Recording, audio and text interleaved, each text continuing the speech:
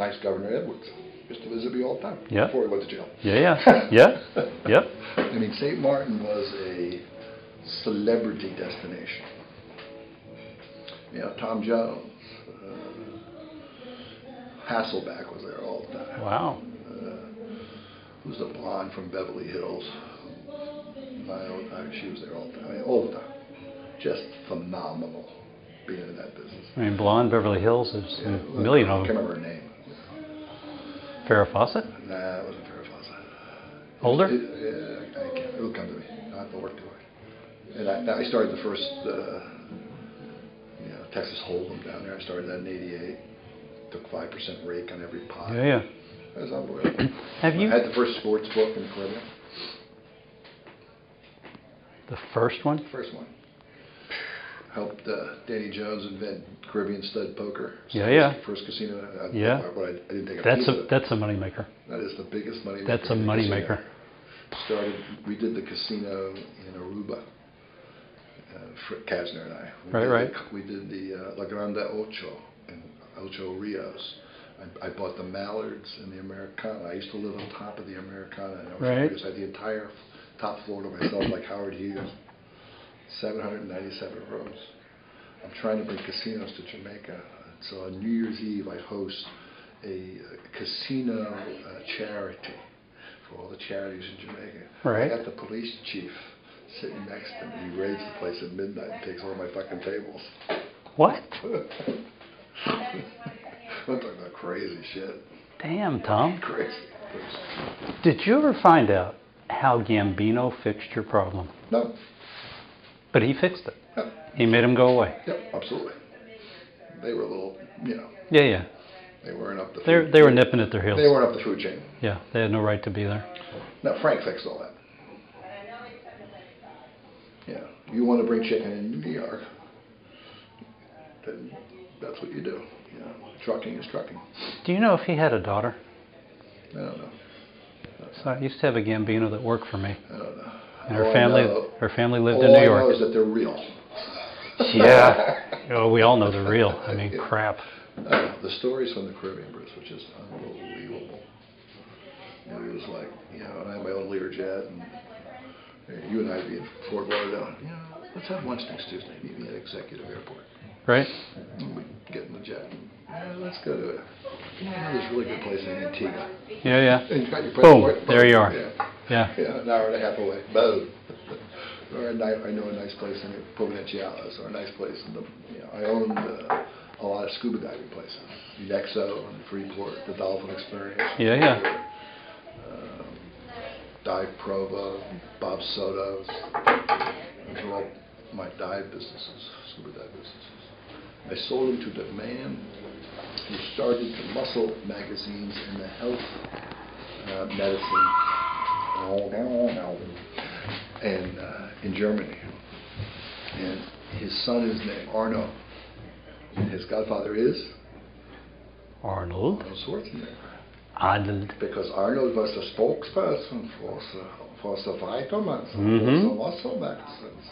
He's got an interesting story. Then my friend Ali, he knew competition was coming, so he started another vitamin company and muscle building magazine to compete with himself.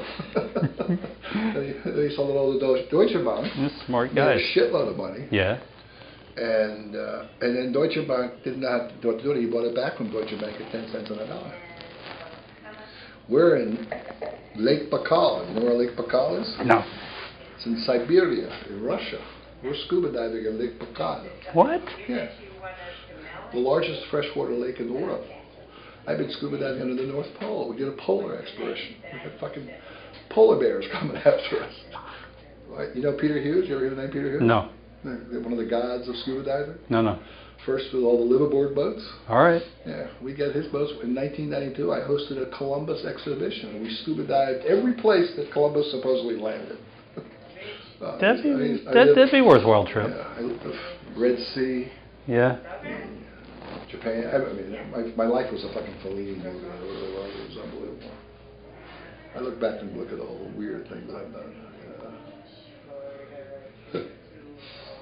So what are you going to do from this point forward? Just as it comes. Yeah, absolutely. As it comes. There's more chapters to write, Yeah. But my life is crazy. My experiences are crazy. I did the first mortgage-backed security ever in the United States. What? I did the first one ever done in 1980 using Ginnie Mae bonds. I did the first IOPO split. Did the first derivative.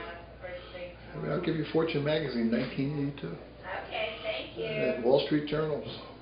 All this shit. Crazy. Crazy life. That's nuts, Tom. It's nuts. First derivative. First ever. To come up with that concept. Asset liability management. That took some thinking. No, it was actually pretty simple. I remember a whole years ago, there was a Forbes magazine, had a guy named Jimmy Lee on the cover. Okay. All right. I started that, Jimmy Lee. Would you be able to close the door all the way for us? Thank you. Jimmy Lee was one of my guys. Okay. He became the biggest deal maker on Wall Street. Right. And at the time, the key measurement of commercial banks was return on assets. And that's a ratio of numerator over denominator. Sure. So simple algebra. I figured out if I had a numerator but didn't have a denominator, my return on assets would be infinite. And you're right. I did $1 billion worth of syndication in 1981. Now, how long did it take people to catch on? Well, ultimately, it became a real market in 4 or 5 years. No, I understand, but how long did it take before the first guy went, oh, I understand what he's doing. I see it. Probably a year and a half. All right. Ivan Boesky owned Marathon Oil Stock. Yep. It went underwater. I was the lender. And? My boy Bruce, who ran my Wall Street division, I said, Bruce, I need you to call Mr. Boesky. I need you to tell him that I'm going to sell his stock and liquidate the loan. Unless I have a check for $5 million by 3 p.m. My boy Bruce calls Mr. Boesky. Mr. Boesky shows up in my office and gives me a check for $5 million. I say, thank you very much. You have a month. You have a month? A month. Well, it was a big loan. Yes. I did the first $1 billion leverage buyout in the history of the United States. With Magic. I bought Magic. Mortgage Guarantee Investment Group. With Baldwin United. Chairman, his name is Don Platten. Princeton, Blindbrook. Calls me up. Says, what did you just do? I said, no. I said, extended the loan. I heard you got millions of dollars. I said, no, it was $5 million to be exact. 62% of the bank's profits, this is Chemical Bank, 5th largest bank in the country, Came. I made in 1981. And I could document it. It was unbelievable. I started all the fee stuff. You want something? Pay me. Boom. I did this whole thing called piggybacking. How'd that work? Well, you're a small little bank. I'm a big bank. You get the piggyback into me. I did SWIFT, Society for Worldwide Interfund Transfers, piggyback. Right. I went to 5 major banks in the country. I said, Bruce, I really trust you. So, here's a check for $100 million. Now, all I need you to do, you decide who you want to give it to, because it's your market. Banks have legal lending limits, as I'm sure you're aware. And back in the 80s, there was a limitation on regional banks. I did it with Barnett, Charlie Rice. Charlie Rice. Oh my gosh. Hugh Jones, one of my best friends. Yes. Okay. I developed their entire training and lending program for them. Lassinger is one of my big supporters. And I said, here are the rules. Very simple. John McCoy, Bank One, one of the guys. Sam Amakas, Bank of America. Here are the rules. Very simple. You got to use my forms. But you have total approval. You have total what? Total approval. All right. Just use my forms. Send me one bad loan, and the checks won't cash anymore. I created this nationwide sales force cost me nothing. They're out pushing your stuff. Pushing my stuff. I'm quoted in Fortune magazine. I'll give it to you because you think I'm lying to you. No, Tom, I don't think you're lying. As soon as it comes in the front door. Nobody can have these details. Yeah. I mean, as soon come as on. it comes in the front door, I'm going to kick it out the back door. Oh, you need to. Right. Turn it right around. I started the whole securitization market. Turn it right around. I took credit card receivables, car payments, and I syndicated them. The cash management account with Merrill Lynch was done through Bank One, and I did all the financing. I mean, it was unfucking believable. And then my ego got in the way. I worked for Shipley. I just gave Osteen one of Osteen's bosses. Yeah, Osteen's boss is Jay Skelton. Right. Jay Skelton's buddies with Walter Shipley, who's the former CEO. Okay. I wrote the speech that made Shipley CEO. I just gave Jay Skelton a copy of it. What did Jay do? He just said, "Wow." Yeah. Unbelievable. Yeah. See, my background is so fucking unique to be a little dirtball county commissioner, and I believe I was sent here to do what I'm doing. I honestly did. I shouldn't have won. There's no way I should have won the election. I won. Yeah. There's no way. I still owe you a pizza, by the way. No, you did. It wasn't as big as you were predicting by margin. No, I thought it was going to be much bigger. Yeah, well. I did. It's. I sit here and I listen to you describe, my journey. Exactly, your journey. And it's fascinating. It's crazy. It's just, I mean, Tom, you can make a bundle writing a book. I have about 10 chapters written already. I mean, it's... Yeah, I can't remember. I was selected for the astronaut program. For the what? Astronaut program in 1968. Oh, shit. Yeah. Wow. Turned it down. The day I got selected, man, I was the fucking hero of the base. Yeah. What base were you at that time? Virginia Beach, Virginia. Oh, yeah. Naval Air Station. Sure. And the admiral loved me, and the skipper loved me. Everybody loved me. And then they said, "Well, you gotta become a regular officer." That's 20 years. Long time. And we're gonna send you to Houston, and you gotta go to school, and you gotta get this degree, and you gotta get that, and aerodynamics. Yeah. I said, "Well, when do I get in space?" Well, there's no guarantees you're going to get in space. That's right. And I said, "I don't think I want to do this." What'd they do? The next day I had AIDS. I had HIV, baby. I mean, boom. Nah, Nobody knew you. No one knew. Nobody knew you. It was unbelievable. I got out early because of that. Yeah, I made it. I was the top person in my flight class. What's called a snowflake. The most power I've ever had in my life was an officer candidate school the last week. The candidates run the school, and everybody gets bars. They get bar, yeah. You get regged. Yeah. And I was the regimental commander, 5 bars, only one of us, me. And I can remember walking into the drill instructor's office, and pound the pine, come in, and they all went attention on deck, and I'm sitting there like this, and they're all sitting like this. And then one comes over and goes, 1, 2, 3, 4, 5, he's the fucking regimental commander. And for the week, I had absolute power in the base in Pensacola. How'd that feel? That was unbelievable. Yeah. Most power I've ever had. Yeah? Yeah. Not any more than what you have now, though, when you think about it, Tom. I mean, my God. No, mine goes the most power. It really does. Really? Yeah. I don't know how it could be any more than I mean, come on. I don't know. It was pretty amazing. It has to be pretty strong. It was pretty amazing. What you've got here in the last 6 years, I mean, it's pretty crazy. I mean, granted, you came at the right time. There was a void that you needed to fill, but you filled it, and you're doing it right.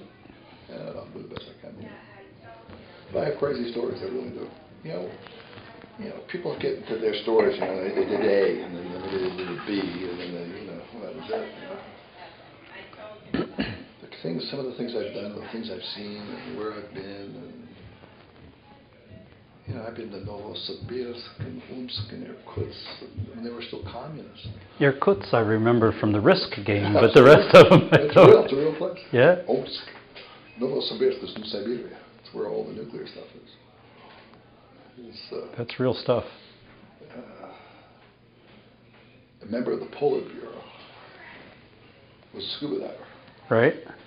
And he and I became buddies. So he invited us to come scuba dive on Lake Bacata. And I want you to go home tonight, and I want you to find Lake Bacata on your map. Baikal. B-A. Oh, Baikal. Baikal. B-A-I-K-A-L. Oh, I remember that from a National Geographic. Yeah. All right. I went scuba diving. I went down to 147 feet and 38 degrees. Wetsuit. Absolutely. Oh yeah. Not wetsuit. Excuse me. Dry suit. No, no dry suit. Dry suit's very different. See, dry suit turns even the best divers into Michelin men. You have to really control your buoyancy, because if the air goes to your feet, you're going up, because the relief valve's right here. And it's like wearing a big condom. And the suit squeeze is unbelievable. It's got to be. Unbelievable. How many? I mean, what's the equivalent of the G's that you're pulling on the squeeze? A lot. I don't know. A lot. Let me see, we're 6 fathom, 6 pressures. Yeah, 6. It's unbelievable. I mean, if you've never been dry suit diving, it's very different. Are you scuba diving at all? Younger. Okay.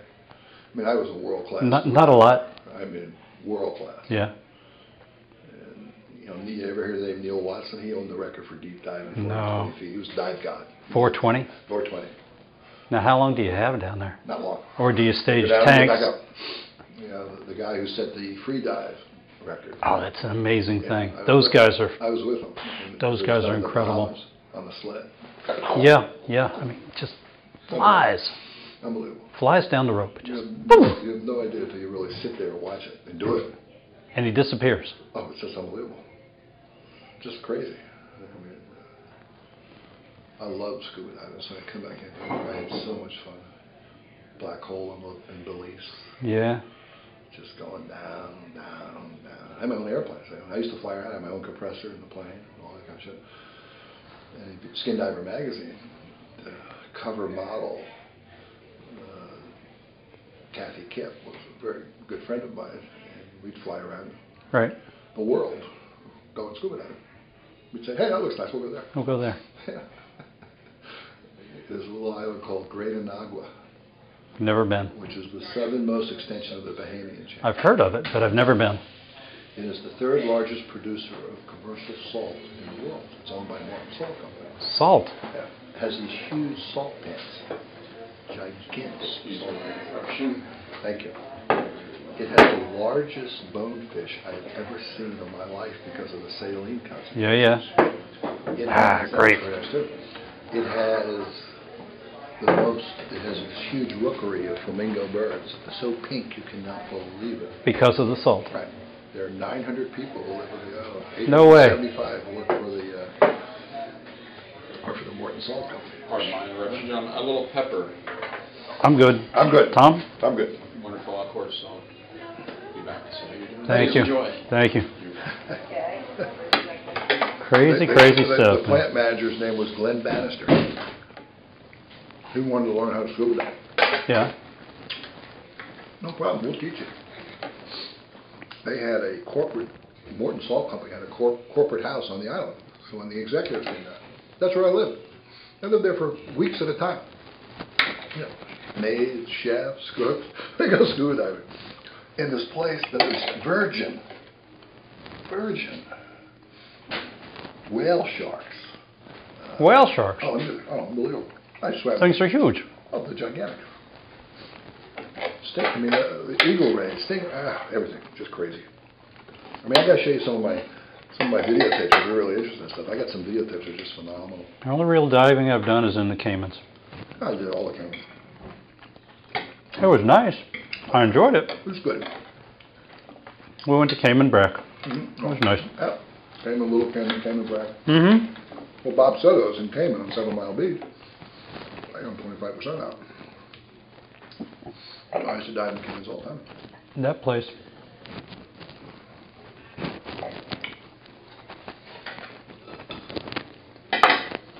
My life was, I just saved the bank. I made a shitload of money. Mm-hmm. I went out and became, when I turned the cash flow around at the hotel,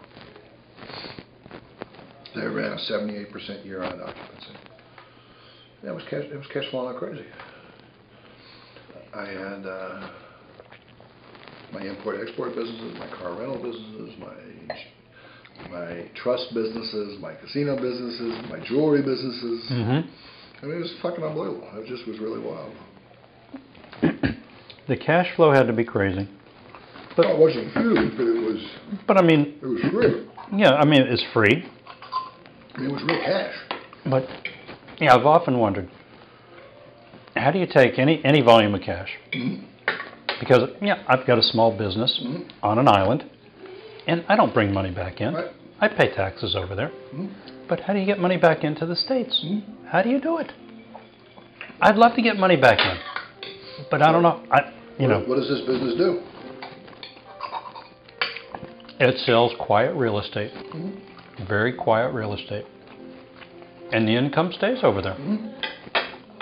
What I did, of course, was create a company in the United States called Caribbean Reservation Systems. And it was a management reservation company, and I entered into contracts with the offshore company, and I brought the cash back. Then you can bring it in that way. Absolutely. And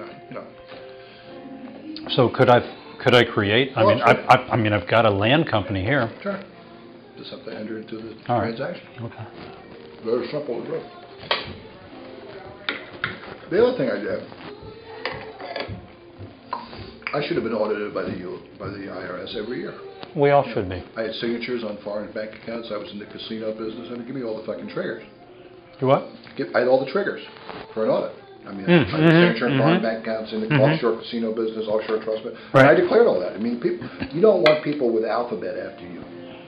Anybody's got an alphabet, you don't want them. Yeah, you don't want them. Because they have no profit motive. They just have, they'll spend whatever they have to get your ass. No, they're just, they want you. But in the 80s and in the 90s, and one of the reasons I was able to survive my heart attack was I never took a refund. I figured if they owed me money, their computer system wouldn't red flag me. At one time, the IRS owed me $356,000. And you never took it. Never took it. Never got. So therefore, you never popped up. Never got audited. Interesting. And when I got sick, that's what saved my ass. Because then I got all my refunds. I'll be damned. How crazy is that? That's wild, Tom. Right.